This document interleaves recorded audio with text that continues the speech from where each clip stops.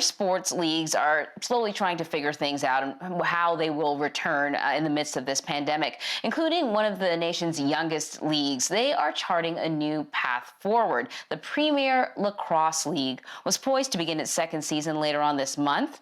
But the PLL instead will bring back its players for a 20-game tournament in late July.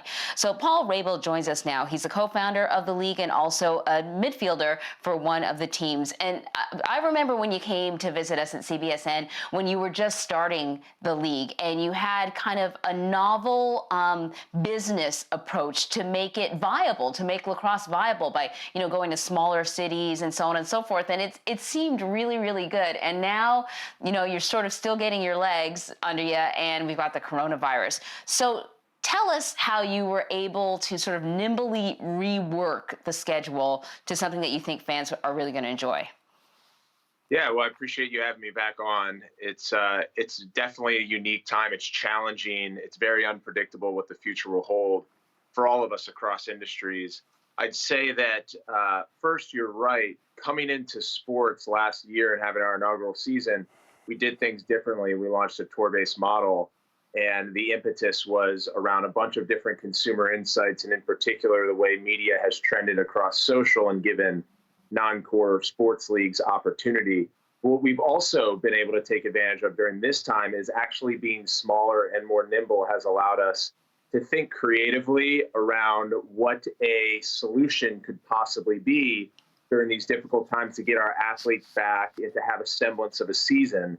So we were able to do, because of this tour-based model, because of fewer teams, is explore what we think is the safest option for a return to sports, especially team sports, and that's a fully quarantined, fanless tournament model. So it's a 3-week all-in. There's multiple testing phases that we have worked on that I'll share as we get into it.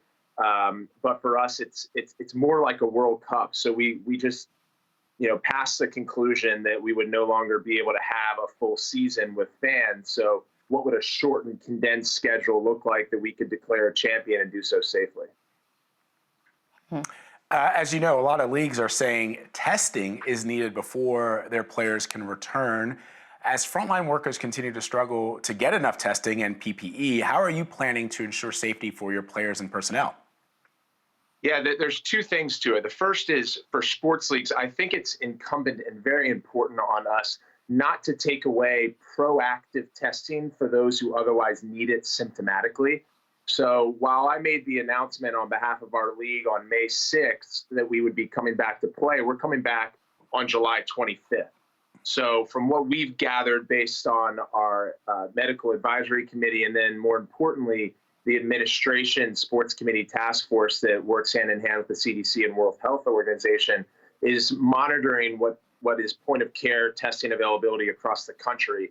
So what we have been advised is going to look much different come June 1st and certainly July 1st.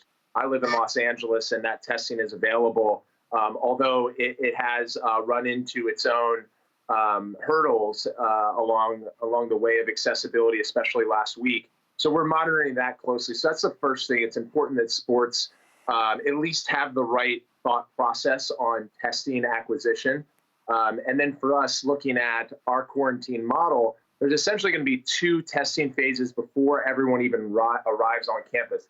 And it's important to clarify, a lot of leagues are looking at what they're calling single geo or single site models, where everything's going to take place in one location, but there's still exposure. We haven't named our location yet. We will in the coming weeks.